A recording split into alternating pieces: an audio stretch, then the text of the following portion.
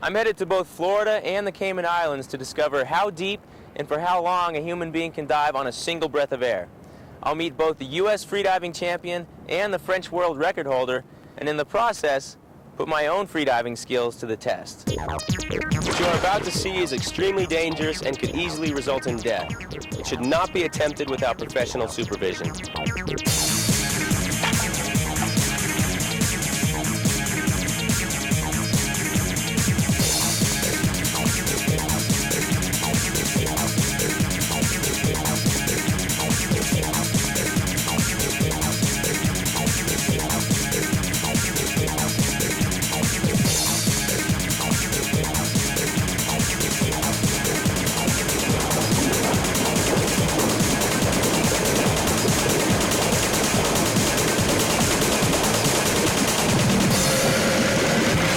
In 1998, Francisco Pipin Ferreras rode the diving sled to a depth of 460 or 140 meters in Cabo San Lucas, Mexico. This is a landmark in human achievement. No other human being has ever dived as deep as this man on a single breath of air. It seems to be human nature to push the envelope, to go a little farther, faster, or deeper, no matter how dangerous or deadly it may be. Freediving, taking a single breath of air at the surface and not exhaling till you ascend, is one of the oldest forms of the sport, dating back thousands of years. It seems simple enough, but it pushes your body to the limit and can even be fatal. Yet the harder we push, the more we find out about our own physiology. Just how deep can a human being dive on a single breath of air? We went to the Cayman Islands to train alongside some championship freedivers to find out.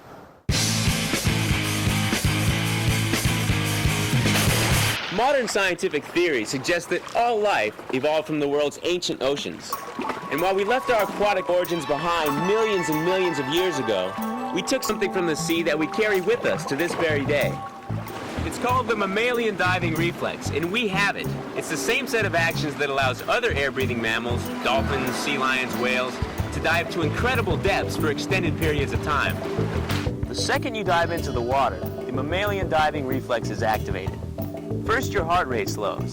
Then blood is shunted from your extremities, your hands, your feet, your fingertips, to the vital organs. It's all designed to conserve oxygen. Many scientists believe that this reflex action is stored somewhere in our genetic memory, a sort of primitive recall of a time when we were once aquatic animals, spending extended periods of time underwater. It's a very natural form of diving because you don't have a scuba tank strapped to your back, and there's no constant noise from bubbles.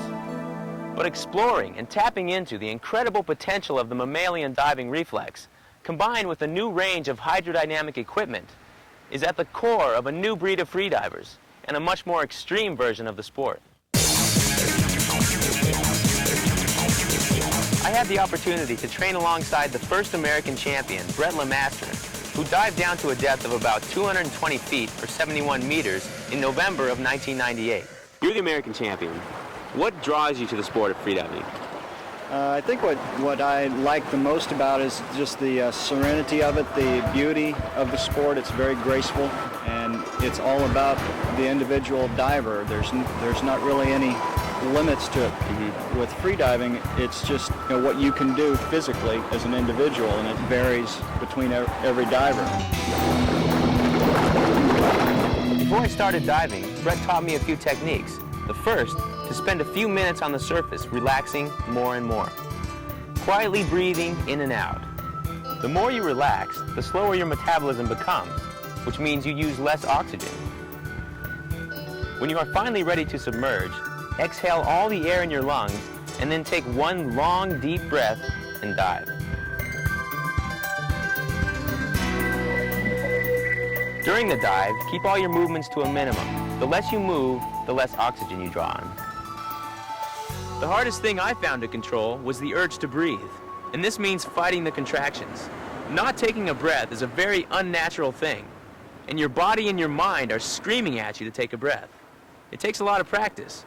A good freediver can withstand about 15 contractions. A great one, 45 or more. There are three basic categories of professional freediving. The first is called constant ballast. It demands a diver descend with any amount of weight and then return to the surface with it, without any assistance. The second is variable ballast, which sees a diver descend with up to 1/3 of their body weight in lead. This weight can be left on the bottom. Finally, out on the edges of the envelope is unlimited ballast, no limits. In this category, a diver rides a weighted sled to depth and is then rocketed back to the surface using a lift bag. This category is the most popular because of the extreme depths achieved.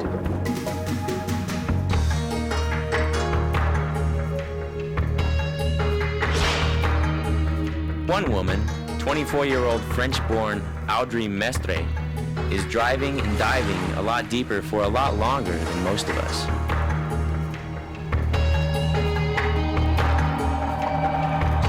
Audrey is the French national champion and world record holder in the dangerous sport of unlimited weight freediving. She rode what they call the sled down to an incredible depth of 378 feet or 115 meters in Mexico in 1998. It's very strange feeling because it's something you cannot feel here on the earth. Yeah. You have to go down to feel it, and so it's like for a moment you change your life.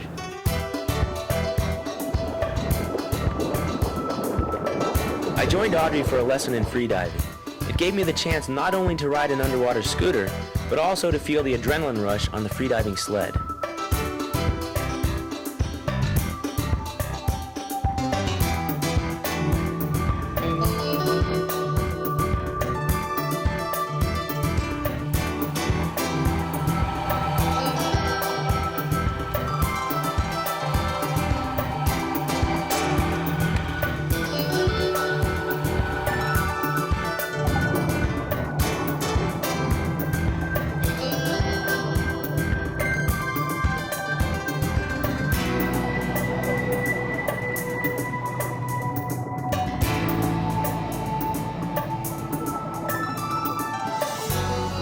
Here, I'm fighting a last wave of contractions, having spent 3 minutes practicing submerged in this pool.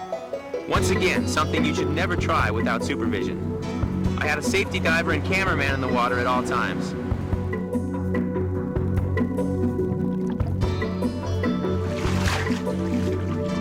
I can now hold my breath for 3 minutes, a full minute longer than when I began my training in the Cayman Islands.